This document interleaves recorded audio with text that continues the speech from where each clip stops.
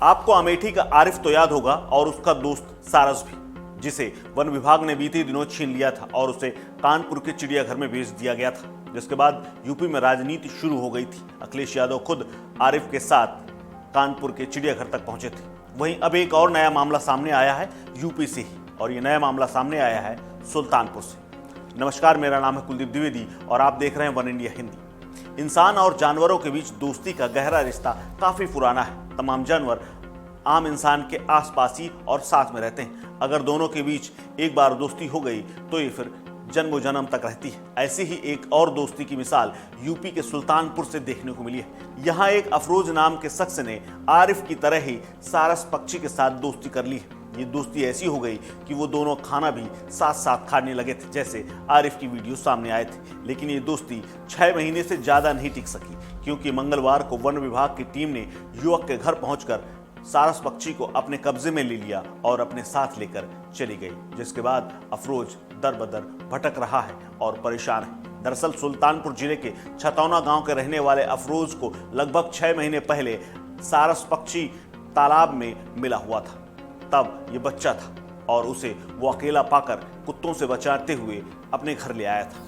उस वक्त बताया जा रहा है, एक अनुमान के मुताबिक सारस 1 महीने का रहा होगा। अफरोज ने जब सारस को अकेला देखा तो वो उसे ये सोच कर ले आया कि हो सकता है इसे जंगली जानवर नोच न खाए, इसीलिए वो उसे अपने घर ले आया और उसके साथ उसकी दोस्ती हो गई। दोनों एक दूसरे के साथ रहने लगे। सारस अफरोज के साथ ही खेलता, खाता और घूमता था। घर वाले भी सारस को नाम से जानते थे। सारस का नाम उन्होंने स्वीटी रखा था। स्वीटी के कारण घर का माहौल बेहद खुशनुमा हुआ करता था। लेकिन ये खबर किसी ने वन विभाग को दे दी और ये खुशी अफरोज की ज्यादा दिन टिक नहीं सकी।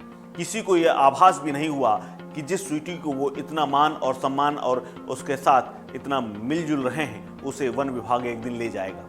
आरिफ की घटना के कुछ ही दिनों बाद अब स्वीटी को वन विभाग लेकर चला गया है। जिस स्वीटी के साथ अफरोज का उठना बैठना, खाना और खेलना होता था, उसे अचानक चले जाने के बाद वो बेहद उदास हो गया है। अफरोज का सारस के बिना किसी काम में मन नहीं लग रहा, ऐसा उसका दावा है। उनका ये भी कहना है कि वो सब कुछ करने को तैयार है। ये बात वो लिखित में भी देने को तैयार है कि सारस को उसके कारण कोई नुकसान नहीं पहुंचेगा, बस वन विभाग उसको स्वीटी वापस कर दे। और उसका ये भी कहना है कि सारस अभी बहुत छोटा है, वो ढंग से उड़ना भी नहीं जानता है। जब वो उड़ना सीख जाएगा तो वो खुद ही उसे छोड़ देगा। वहीं वन विभाग ने वन जीव संरक्षण अधिनियम के तहत अफरोज के खिलाफ केस दर्ज कर लिया है, जैसे आरिफ के खिलाफ हुआ था। वन विभाग का कहना है कि वन जीव अधिनियम 1972 के अंतर्गत किसी भी राज्य पक्षी को पालना कानून के खिलाफ है।